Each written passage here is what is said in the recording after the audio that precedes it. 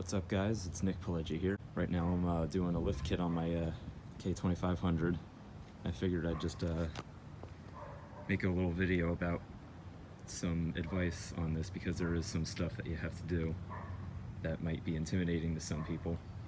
Apart from, getting the whole suspension apart, you have to tear it down to basically the bare frame. And then you have to drop the differential, which is just 4 bolts. You got a bolt right here and there, and then you come up here, and there's up there and over there. And then you drop the differential down. Once you get that differential out, you have to cut off your bump stop here. And then you have to do that on the other side. This mount right here, you have to saw off. That is right behind the lower control arm mount. You'll know it when you see it. And then you have to come over to your differential here, and you have to grind the fins with a grinder like that. Normally your differential sits like right here. You relocate the diff down, it may come really close, or it may even hit the frame. The directions state 1/4 of an inch of material has to come off. So I'm on the first step of getting the actual lift kit in, which is getting these upper control arm drop brackets in. These were some of the worst things to put in ever. It's like they just don't fit.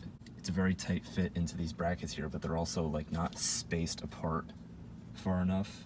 You have to put these square washers on the insides here, because if you notice when you have this off, that this hole is slotted here, camber adjustment. So this is to just negate that and keep it in one place, because you have more camber adjustment in the bracket itself. They give you that. So I finished grinding. Basically, it's gonna look something like that when you're done. What you're looking for is that it sits all the way back like that, so you can see like there's no gap there. They give you washers to space this out. Like they give you really thick washers that you use to like space this out, but basically if you've got this gap here closed, then you're good. You don't have to do any more. So when you're putting on the torsion bar drop brackets, you're going to use two stock bolts to bolt it to the frame, and then one of the 7/16 by 1 1/4 bolt that it gives you at the top there, and then you're going to use the new bolts of the same one down there, and you're going to reuse the stock bolt down here.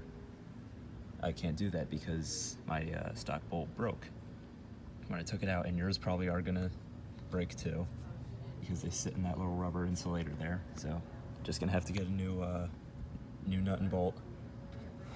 Not a big deal. So next up, you're gonna be putting in the cross members. This is the front cross member, and you have to mount it so that those holes are to the front. And you're not supposed to tighten the bolts yet. You're supposed to use the stock bolts up here. Not supposed to tighten them yet. You're supposed to just leave everything loose. And then you put the rear cross member in. And word of advice, this is the back, the part with the 2 tabs here. And then, that's the front. You gotta put these brackets on your differential. They go on the 2 upper mounts here. And it says to tighten them down, which seems weird because now you have no movement in these, but I'm just following what the directions say. It says to tighten them down to 95 foot-pounds, so that's what I did. And then the next step is to somehow get it onto the floor jack and get it back in there. So it'd be fun. All right, everything is back together now. I have to say, putting this differential in was probably one of the worst things I've ever had to do. The bracket inside the rear cross member here that your differential bolts to, the mounts are too close together. Like you've got this mount, and they're like too close together compared to where the differential is. So I ended up having to get my grinder in there, obviously with the differential out, and I had to trim the bushing inside there down flush with the metal on both sides to get it to go into the cross member. You can even see like how much of a space there is in there because it sits too far over to the middle. I had to drop this differential about 4 times because it wouldn't go back all the way. Like it wouldn't, it wouldn't come back all the way so I could get the bolt in. And it was hitting the frame up there. I had to drop it about 4 times. Spend most of your trimming over here and then just kind of feather it out this way.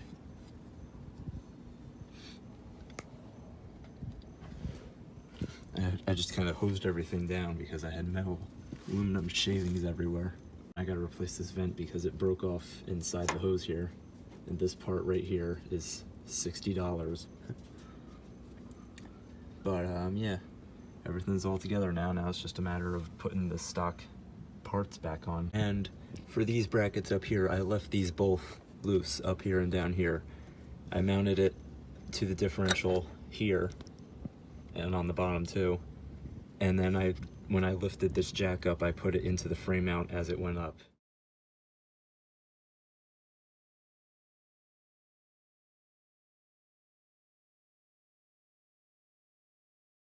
What's up guys, I'm back. And as you can see, I've got some control arms in. This is a new upper control arm, brand new from Mevo Tech. It's got new bushings in it and a new ball joint, which is bolt-in, thankfully.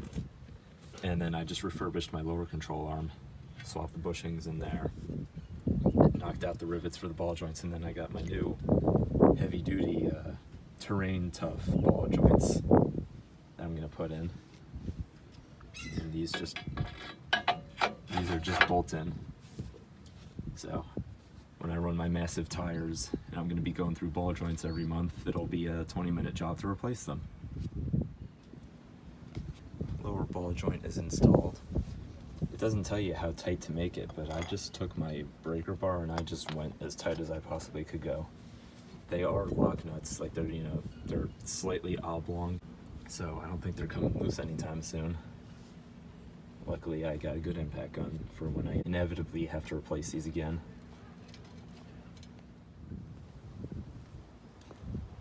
So she's on the ground now. Looking pretty nice. I have everything painted.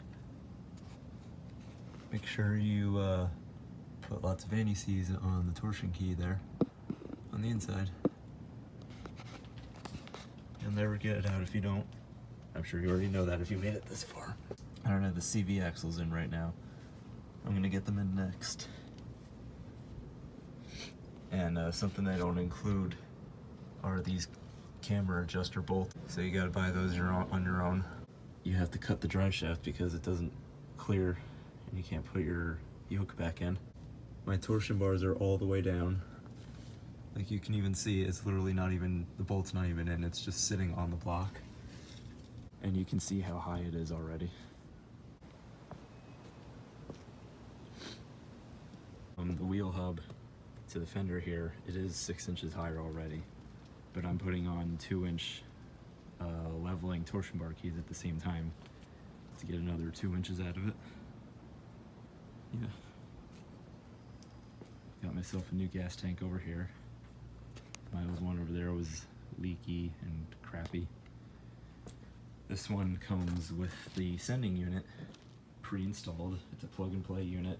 It's got new straps there. And then I've got new fuel lines over there. And then, yeah, I have new bolts coming from my torsion bar adjusters.